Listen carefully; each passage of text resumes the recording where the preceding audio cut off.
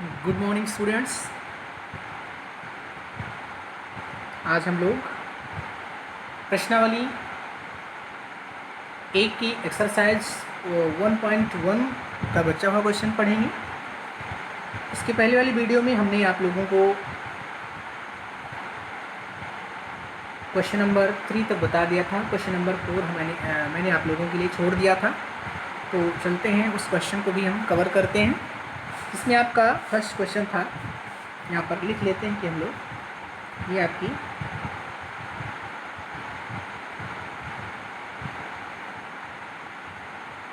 Exercise 1.1 है। अभी हम लोग क्या पढ़ रहे हैं? हम लोग परिमेय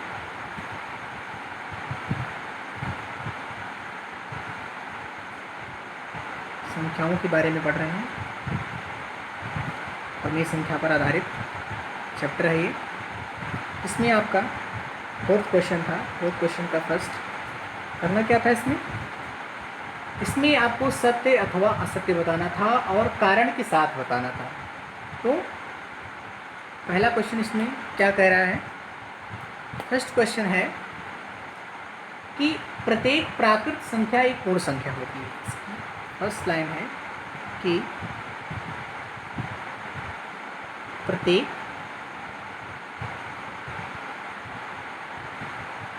प्राकृत संख्या एक पूर्ण संख्या होती है। ये हमें बताना है कि ये कथन सत्य है या असत्य है। तो चलिए इस पर थोड़ा सा एनालिसिस करते हैं। बोल रहा है प्रत्येक प्राकृत संख्या एक पूर्ण संख्या होती है। तो जैसा कि मैंने आप लोगों को बताया था कि जो पूर्ण संख्याएं होती हैं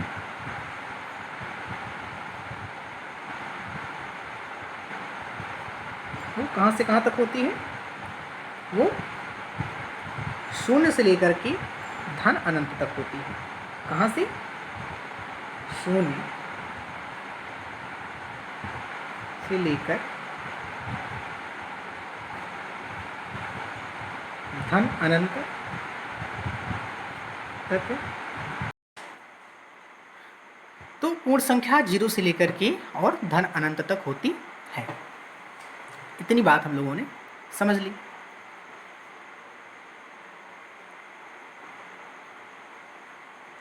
शून्य, 1, 2, 3, 4, 5, 6 ऐसे dot dot dot dot dot कहाँ तक? धन अनंत तक। तो ये आपकी जो है पूर्ण संख्याएं हो गई।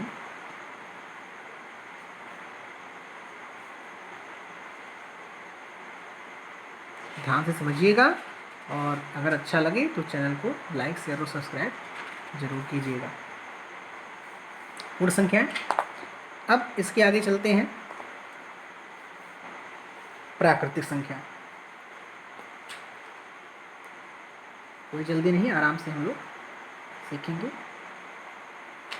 प्राकृतिक संख्या। तो प्राकृतिक संख्याएं क्या होती हैं? 1 से लेकर के अनंत तक होती हैं।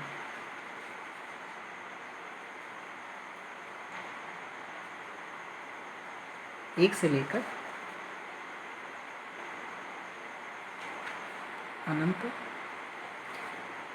तक की सभी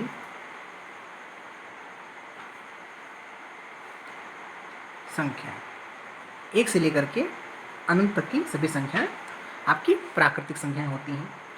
अर्थात 1, 2, 3, 4, 5, 6, 7, 8, 9, 10 dot dot dot dot dot धन अनंत तक। तो यहाँ पर ध्यान से देखिए कि आपकी जो पूर्ण संख्याएं वो 0 से शुरू होती हैं, जबकि प्राकृतिक संख्याएं 1 से ही शुरू होती हैं। तो प्रश्न में कहता है कि प्रत्येक प्राकृतिक संख्या एक पूर्ण संख्या होती है। जी हाँ, प्रत्येक प्राकृतिक संख्या, प्रत्येक प्राकृत संख्या, यहाँ पर देखिए एक इसमें है तो इसमें भी है, दो इसमें है तो इसमें भी है, ऐसे तीन भी है, चार भी है, पाँच भी है, छः भी है। तो प्रत्येक प्राकृतिक संख्या धन अनंत तक पूर्ण संख्या होती है। हाँ, लेकिन अगर ये प्रश्न उठ जाए कि क्या प्रत्येक पूर्ण संख्या प्राकृतिक संख्या होती है, तो प्रत्येक पूर्ण संख्या प्राकृतिक संख्या नहीं होती है। कारण उसका कि पूर्ण संख्याओं में शून्य भी एक संख्या सम्मिलित है, जो कि प्राकृतिक संख्याओं में नहीं है, जो कि प्राकृतिक संख्याओं में नहीं है। तो इस कारण से प्रत्येक प्राकृतिक संख्या पूर्ण संख्या होती है, जबकि प्रत्येक पूर्ण संख्या प्राकृतिक संख्या नहीं होती है।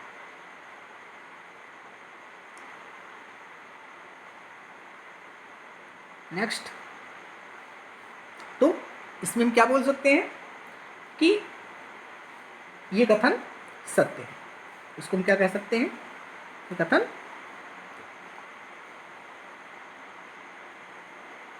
सत्य है।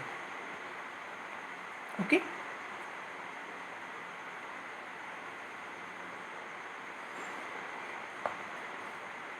ये कथन क्या है? सत्य है।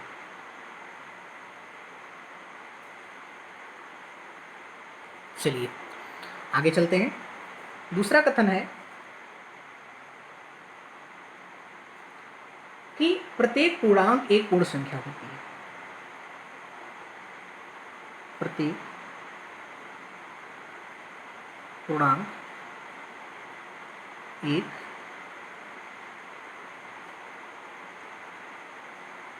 पूर्ण संख्या होती है। इस कथन पर भी विचार करते हैं। प्रत्येक पूर्णांक एक पूर्ण संख्या होती है। तो पूर्णांक मैंने बताया था कहां से कहां तक होता है। पूर्णांक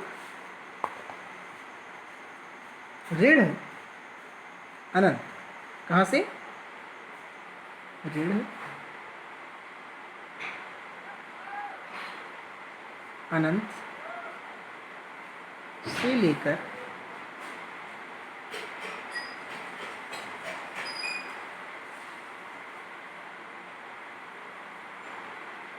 धन अनंत तक होता है। ऋण अनंत से लेकर के धन अनंत तक होता है पूर्णांक, जिसमें आपका शून्य भी सम्मिलित रहता है। हाँ, शून्य भी सम्मिलित रहता है। मतलब तो पूर्णांक की बात करें तो इसको हम इस तरीके से लिख सकते हैं। पूर्णांक, यहाँ पर माइनस अनंत रहता है, डॉट डॉट डॉट -3 -2 -1, उसके बाद में शून्य, फिर 1 2 3, धन 1 धन 2 धन 3 धन 4 धन 5 dot dot dot dot dot कहाँ तक? धन अनंत तक। ये आपकी पूर्ण संख्याएं, पूर्ण संख्या नहीं सॉरी पूर्णांक होता है। क्या होता है? पूर्णांक। तो ये पूर्णांक हो गया। बोल रहा है प्रत्येक पूर्णांक एक पूर्ण संख्या होती है। तो कैसे हो सकती है प्रत्येक पूर्णांक? प्रत्येक पूर्णांक में आपका -3 भी है, -2 भी है, -1 भी है ना? माइनस इधर -4 भी है, -5 भी है, -6 भी है, -7 भी है, -8 भी है, -9 भी है, -10 भी है। ऐसी बहुत सारी संख्याएं माइनस में पूर्णांक है। लेकिन क्या वो पूर्ण संख्या है? वो सभी संख्याएं पूर्ण संख्याएं हैं? नहीं है। तो ये कथन आपका क्या है? असत्य है। ये कथन असत्य है कि प्रत्येक पूर्णांक एक पूर्ण संख्या होती है। तीसरा कथन क्या है? तीसरा कथन है कि प्रत्येक परिमेय संख्या एक पूर्ण संख्या होती है।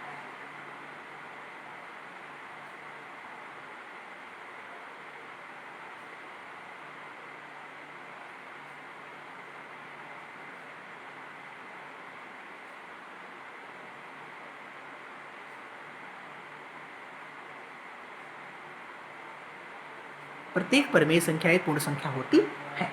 तो आइए देखते हैं कि क्या प्रत्येक परिमेय संख्या एक पूर्ण संख्या होती है। जैसे कि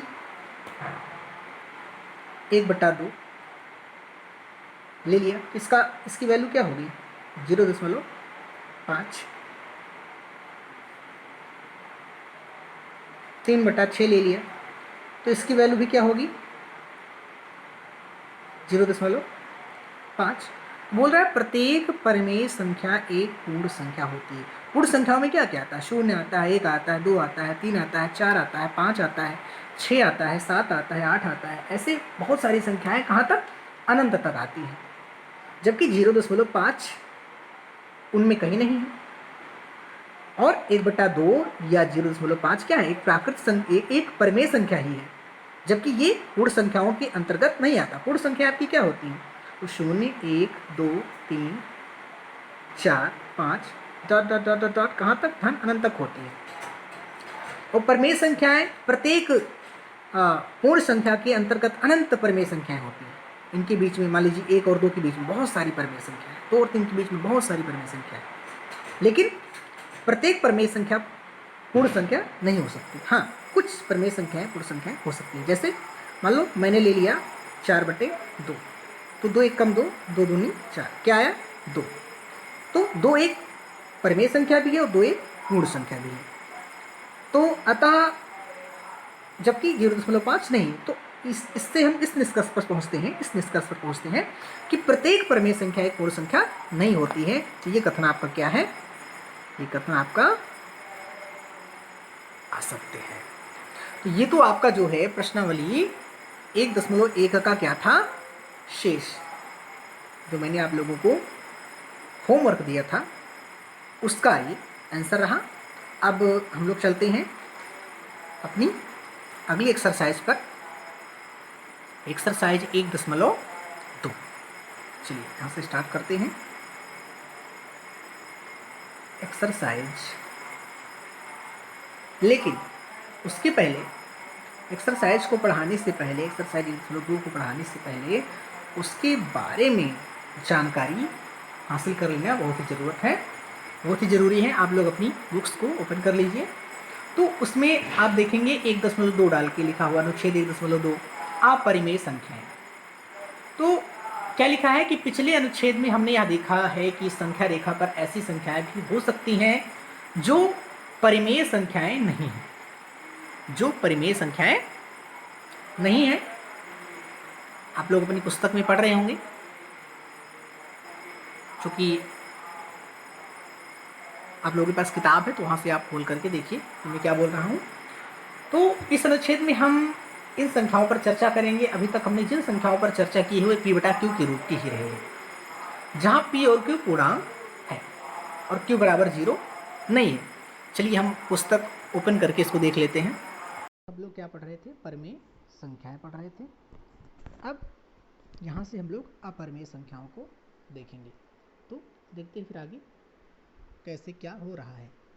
तो पिछले अनुच्छेद में हमने यह देखा है कि संख्या रेखा पर ऐसी संख्याएं भी हो सकती हैं जो परिमेय संख्याएं नहीं हैं।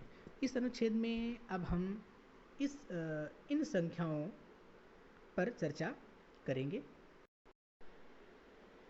तो क्या बोल रहा है कि अभी तक हमने जिन संख्याओं पर चर्चा की है वे P/Q के रूप की ही रही हैं, जहाँ P और Q पूर्णांक हैं और Q बराबर 0 नहीं है। अतः आप यह प्रश्न कर सकते हैं कि क्या ऐसी भी संख्याएं हैं जो इस रूप की नहीं होती हैं? वस्तुतः ऐसी संख्याएं होती हैं। यहाँ पर कुछ बातें पॉइंट करके दी गई हैं, इनको आप लोग पढ़ लीजिएगा, तो जानकारी की चीज़ है।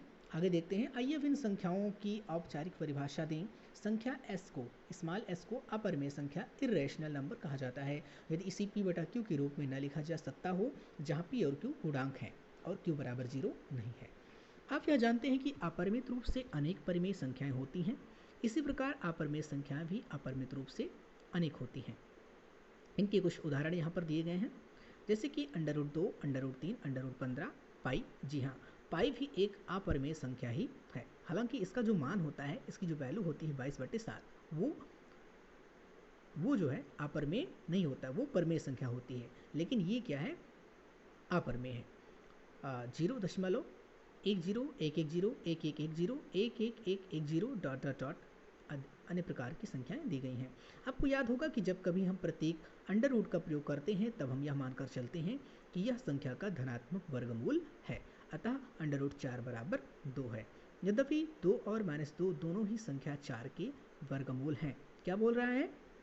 यहाँ पर हम देख लेते हैं क्या बोल रहा है कि अंडर रूट 4 बराबर, यहाँ पर देखिए अंडर रूट 4 बराबर 2 है। यद्यपि 2 और -2 दोनों ही संख्या 4 के वर्गमूल हैं। दोनों ही 4 के क्या हैं? वर्गमूल हैं। कैसे?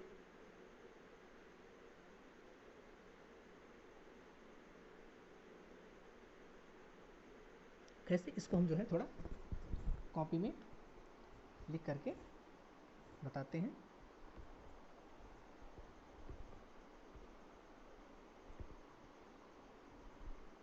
देखते हैं।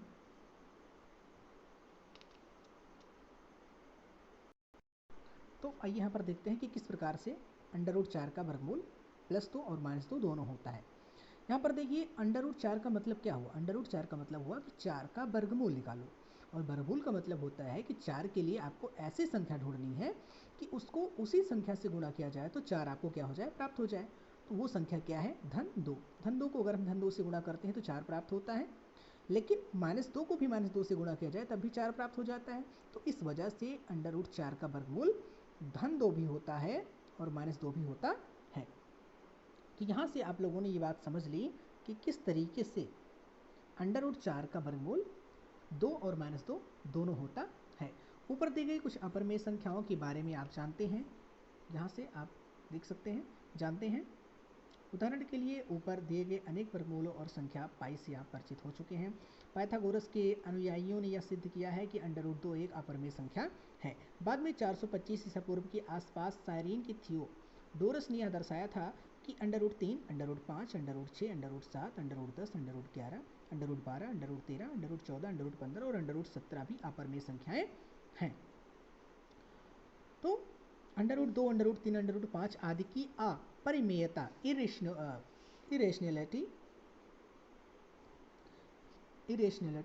की उपपत्तियों पर चर्चा कक्षा 10 में की जाएगी। जहाँ तक पाई का संबंध है, हजारों वर्षों से विभिन्न संस्कृतियाँ इससे परिचित रही हैं, परंतु 1700 ईस्वी के अंत में ही यहाँ से देखिए लैम्बर्ट और लीजांड्रे ने सिद्ध किया था कि यह एक अपरमेय संख्या है। अगले अनुच्छेद में हम इस बात पर चर्चा करेंगे कि 0.10, 110, 1110, 1110, डॉट डॉट डॉट और पाई अपरमेय क्यों है। आइए हम पहले पिछले अनुच्छेद के अंत में उठाए गए प्रश्नों पर पुनः विचार करें। इसके लिए परमेय संख्या वाला थैला लीजिए। अब यदि हम थैले में सभी अपरमेय संख्याएं भी डाल दें, जो हमारे पास थैला था स्टार्टिंग में, देखिए फर्स्ट वीडियो में एक थैला तैयार किया गया था जिसमें पूर्ण संख्याएं, सभी पूर्णांक, प्राकृतिक संख्याएं और परमेय संख्याएं सभी को रखा गया था। उसमें क्या करेंगे? सभी अपरमेय, सभी यहाँ से देखिए सभी अपरमेय संख्याएं भी डाल दें तो क्या अब भी संख्या रेखा पर कोई संख्या बची रहेगी? इसका उत्तर है नहीं। जब हम प्राकृतिक संख्याओं को, पूर्ण संख्याओं को, ऋण पूर्णांक को, धन पूर्णांक को, परमेय संख्याओं को और उसके साथ साथ अपरमेय संख्याओं को भी थैले में डाल देंगे तो संख्या रेखा पर कोई भी संख्या शेष नहीं रह जाएगी, और अतः एक साथ ली गई सभी परमेय संख्याओं और अपरमेय संख्याओं के संग्रह से जो प्राप्त होता है उसे वास्तविक संख्याओं का नाम दिया जाता है, जिसे आप लोग क्लास 10th में पढ़ेंगे। आपका फर्स्ट चैप्टर है, आपका फर्स्ट चैप्टर क्लास 10th में है वास्तविक संख्याएं, रियल नंबर्स, ओके, जिसे कैपिटल आर से प्रकट किया जाता है। अतः वास्तविक संख्या या तो परमेय या अपरमेय संख्या हो सकती है। अतः हम यह कह सकते हैं कि प्रत्येक वास्तविक संख्या को संख्या रेखा के एक अद्वितीय बिंदु से निरूपित किया जाता है, एक अद्वितीय बिंदु से निरूपित किया जाता है।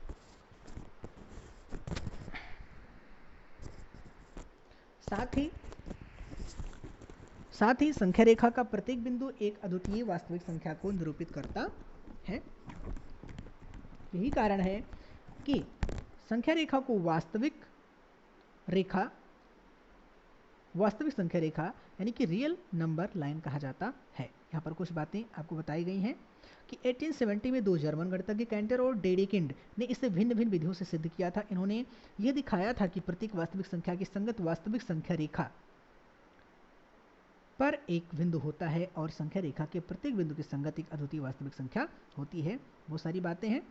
आइए देखें कि संख्या रेखा पर हम कुछ अपरमेय संख्याओं का स्थान निर्धारण किस प्रकार कर सकते हैं। उदाहरण 3 है आपका संख्या रेखा पर अंडर रूट 2 का स्थान निर्धारण, इसको निरूपित कीजिए। तो इसको हम देख लेते हैं कि किस प्रकार से अंडर रूट 2 को संख्या रेखा पर निर्धारित किया गया है। तो आइए यहाँ से हम देख लेते हैं कि संख्या रेखा पर अंडर रूट 2 को हम किस प्रकार से निर्धारित करेंगे। तो सबसे पहले हमको क्या करना होगा कि यह कुछ बातें यहाँ पर बताई गई हैं आपके एग्जाम्पल में कि यह सरलता से देखा जा सकता है कि किस प्रकार यूनानियों ने अंडर रूट 2 का पता लगाया होगा और एक एकक मात्रक की लंबाई की भुजा वाला वर्ग OA B से लीजिए। पहले आपको क्या करना है, एकक मात्रक। एकक मात्रक का मतलब होता है आप 1 सेंटीमीटर ले सकते हैं, 1 मीटर ले सकते हैं, 1 किलोमीटर ले सकते हैं, कुछ भी ले सकते हैं अपनी सुविधा अनुसार। तो यहाँ पर हम एकक मात्रक यानी कि 1 सेंटीमीटर, हमारी सुविधा किसमें 1 सेंटीमीटर में है, तो हम 1 सेंटीमीटर की लंबाई की भुजा वाला वर्ग ले लेंगे OABC। मान लीजिए यहाँ पर ये आपका 1 सेंटीमीटर की लंबाई की भुजा वाला वर्ग है। यहाँ पर मैंने एक अंदाजन मान लिया है कि ये 1 सेंटीमीटर है, ले लेते हैं। तब आप पाइथागोरस प्रमेय लागू करके यहाँ देख सकते हैं कि OB, अब यहाँ पर पहले हमको कुछ मानना पड़ेगा। अब इनकी भुजाएं कितनी कितनी हैं, 1-1 सेंटीमीटर। ये भुजाएं आपकी कितना है, 1 सेंटीमीटर है। पर यहाँ पर हम सेंटीमीटर नहीं लिखेंगे, यहाँ पर हम एक मात्रक लिखेंगे। ये सभी भुजाएं कितना है, 1 मात्रक, 1-1 मात्रक। ये भी 1 मात्रक, ये भी कितना है, 1 मात्रक। ये सभी 1-1 मात्रक है, इसकी चारों भुजाएं। यहाँ पर एक आपका विकर्ण हो जाएगा। अब इसका हम नामकरण कर देते हैं। नामकरण में O, A, B और C। चलिए अब क्या बोल रहा है क्वेश्चन में कि आप पाइथागोरस प्रमेय लागू करके यह देख सकते हैं कि OB बराबर under root A square plus 1 square बराबर अंडर रूट 2। क्लास 8 में आप लोगों ने पाइथागोरस प्रमेय पढ़ा होगा, नहीं पढ़ा होगा तो हम वीडियो क्लास 8 का डाल रहे हैं, वहाँ से आप जा करके देख सकते हैं कि पाइथागोरस प्रमेय क्या होता है। तो पाइथागोरस प्रमेय के लिए यहाँ पर देखिए आपका एक समकोण त्रिभुज बन रहा है, यहाँ पर एक समकोण त्रिभुज का निर्माण हो रहा है। तो यहाँ पर ये जो है क्या है, क्योंकि वर्ग की प्रत्येक कोण 90 डिग्री होता ही है, चारों कोण। यहाँ पर एक समकोण त्रिभुज बन रहा है। समकोण त्रिभुज में ये आपका कर्ण है, ये आपका लंब है और ये आधार है। तो पाइथागोरस प्रमेय क्या होती है, पाइथागोरस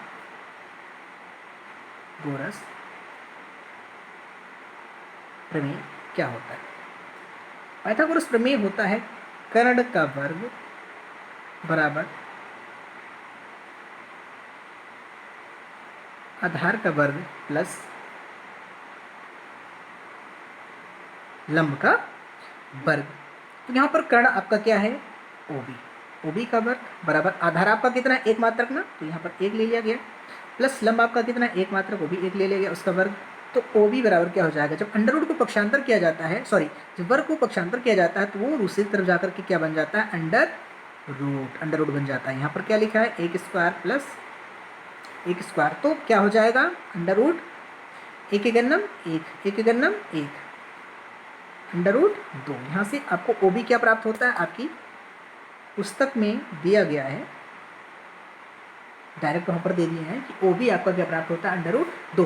तो संख्या रेखा पर हम अंडर रूट 2 को किस प्रकार निरूपित करते हैं, ऐसे सरलता से किया जा सकता है। इस बात का ध्यान रखते हुए कि शीर्ष O, यहाँ पर आपका शीर्ष जो O है, ये इसमें क्या करना है कि ये आपका शून्य जो है ये संख्या रेखा पर शून्य के साथ संपाती बना रहे। तो आकृति 1.6 आप अपनी पुस्तक में देखिए, एक आकृति दी गई है, ये आपकी जो आकृति पुस्तक में 1.6 के नाम से है। तो वहाँ पर जो है संख्या रेखा पर स्थानांतरित कीजिए, इसको उठा करके आपको क्या करना है, संख्या रेखा पर रख देना। संख्या रेखा पर मैं यहाँ पर आपको संख्या रेखा बना करके दिखा रहा हूँ इस प्रकार से कैसे क्या होगा। तो यहाँ पर आप अपनी पुस्तक में भी देख सकते हैं, एक संख्या रेखा दी गई होगी इस तरीके से,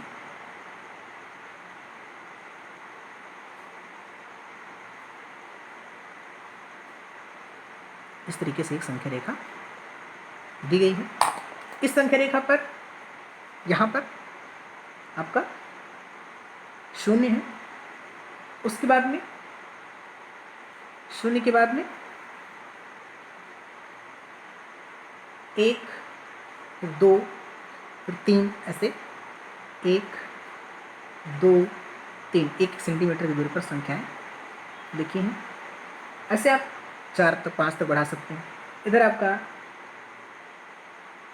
-1 है, यहाँ पर -1/2, चूँकि दो पूर्णांकों के मध्य में अनेक अनंत परमेय संख्याएं या अपरमेय संख्याएं पाई जाती हैं।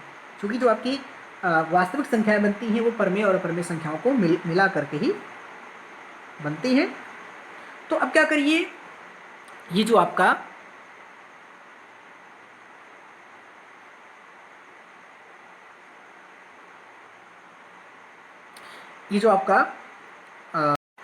जो आपकी आकृति थी, इसको यहाँ पर स्थानांतरित करेंगे, संख्या रेखा पर ला करके इसको यहाँ से रखेंगे।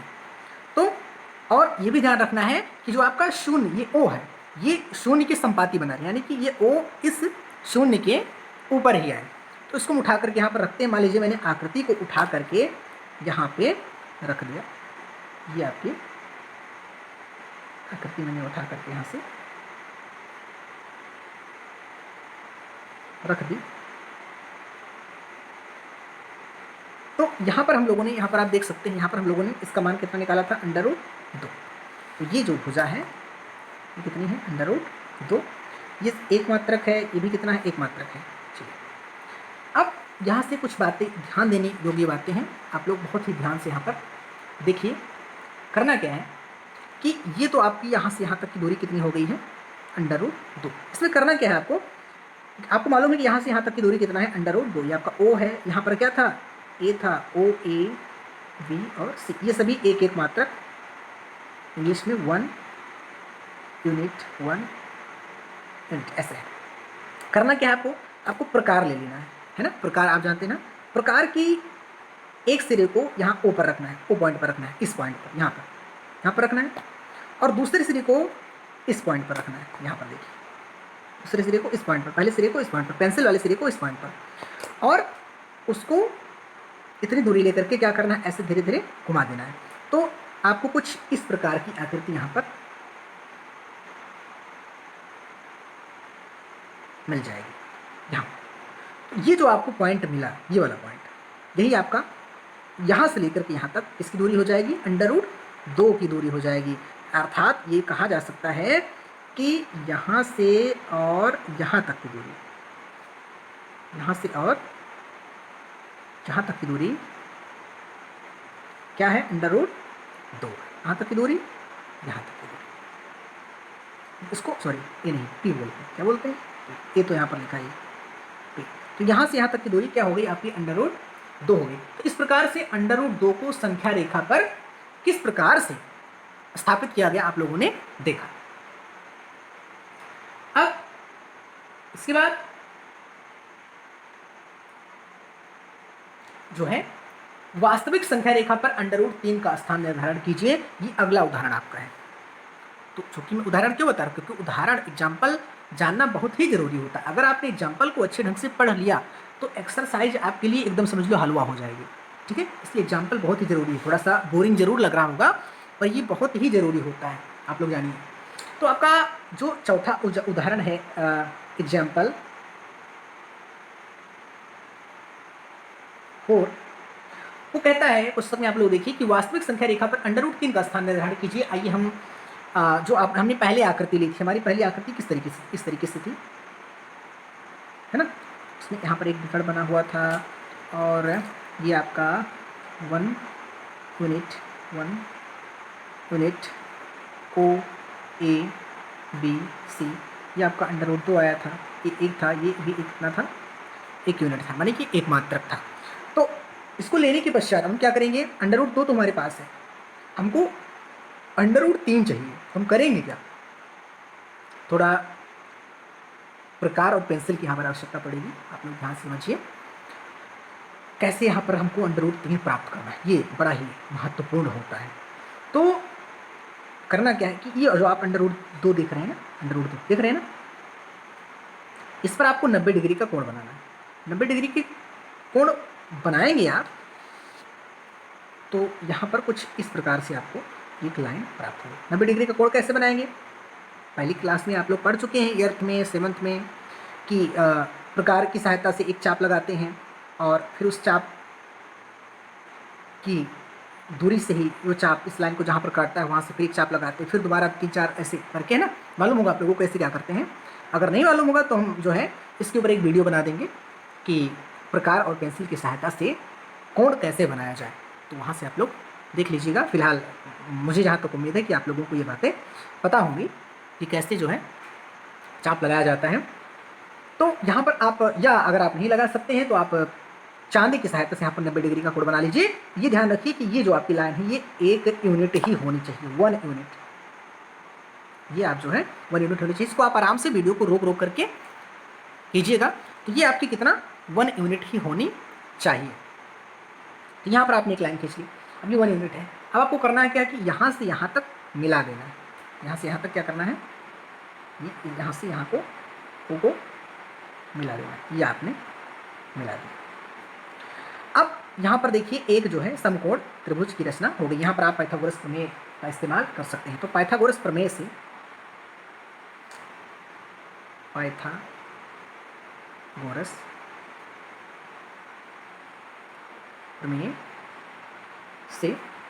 पाइथागोरस प्रमेय क्या कहता है कि कर्ण का वर्ग बराबर लंब का वर्ग प्लस आधार का वर्ग। यहाँ पर कर्ण क्या है आपका, कर्ण मालूम ही नहीं है। इस पॉइंट को मान लेते हैं डी, तो ओडी का वर्ग बराबर डीवी का वर्ग और प्लस ये ओबी का वर्ग, ओबी आपका आधार है। तो यहाँ पर देखते हैं ओडी हमको मालूम ही नहीं है, ओडी का वर्ग बराबर डीवी कितना, डीवी 1 यूनिट 1 का वर्ग प्लस ओबी कितना, ओबी 1 यूनिट उसका भी वर्ग, नो सॉरी ओबी आपका √2 है। तो यहाँ पर √2 का वर्ग क्या होगा, 1 1 1 प्लस √2 का अगर हम वर्ग करेंगे तो क्या मिलेगा, 2 मिलेगा। एक चीज़ यहाँ पर देख लीजिए, अगर हम √2 को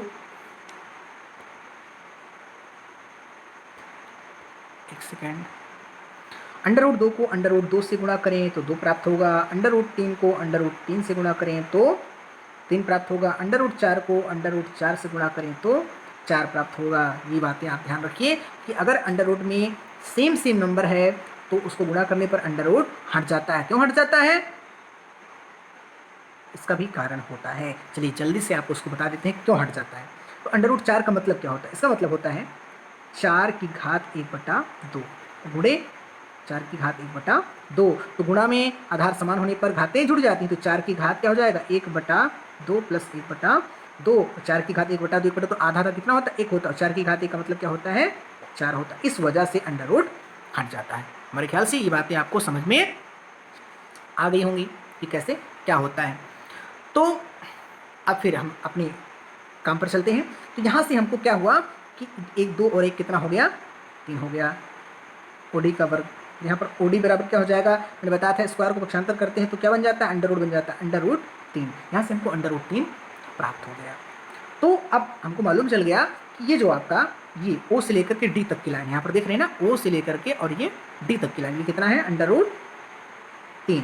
अब हम संख्या रेखा पर संख्या रेखा बनाएंगे।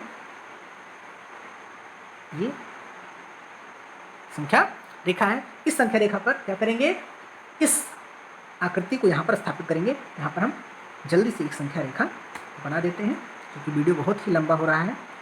तो 0 1 2 3 4 है ना, ऐसे दूर तक लिख सकते हैं। और इधर माइनस में भी हम चाहें तो 1 2 संख्या लिख सकते हैं। अब इसको इस प्रकार से यहाँ पर स्थापित करना है कि जो आपका ओ दिख रहा है ना, ये ओ इस शून्य के ऊपर आ जाए, यहाँ पर शून्य के ऊपर आ जाए। इसको उठा करके यहाँ पर आकृति को रखते हैं, इस आकृति को। तो यहाँ पर ध्यान से देखेंगे आप लोग, यहाँ पर आकृति को स्थापित कर दिया गया है। ये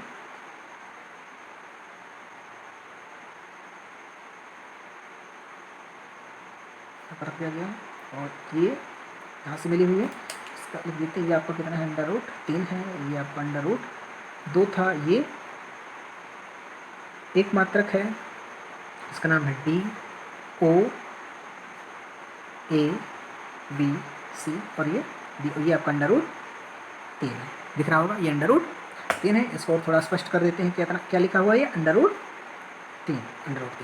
चलिए, ये सभी आपके एक एक मात्रक हैं। तो अब यहाँ पर भी वही प्रोसेस करना है, यहाँ पर प्रकार का एक सिरा रखना है और यहाँ पर पेंसिल वाला सिरा लिखना है और इसको ऐसे घुमा देना है। तो ये आपका लगभग यहाँ पर इस जगह पर पहुँचेगा। ये आपका घूमते घूमते लगभग 2 के बहुत ही करीब यहाँ पर पहुँचेगा। आप प्रकार से करके देखिएगा, 2 के बहुत ही करीब यहाँ पर पहुँचेगा। अंडर रूट 2 कहाँ पहुँचा था? अंडर रूट आपका 2 यहाँ पहुँचा था, यहाँ पहुँचा था। इसको आपने क्या माना था? P माना था। इसको क्या मान लेंगे? Q। इस पॉइंट को क्या मान लेंगे? Q।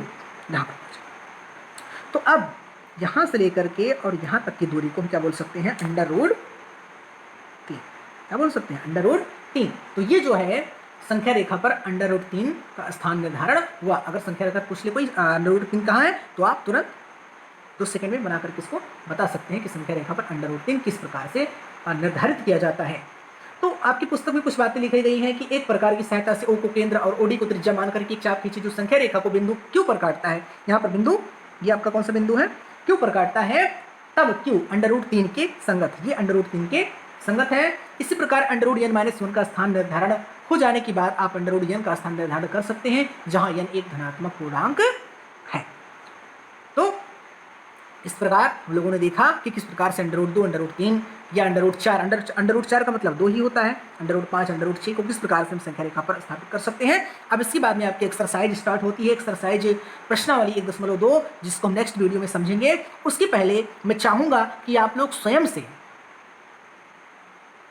इस वीडियो को देखें, समझें और स्वयं से प्रश्नावली को एक बार हल करने का प्रयत्न कीजिए, प्रयास कीजिए। अगर हो जाए तो वो समझ लीजिए आपका होमवर्क है और उसे आप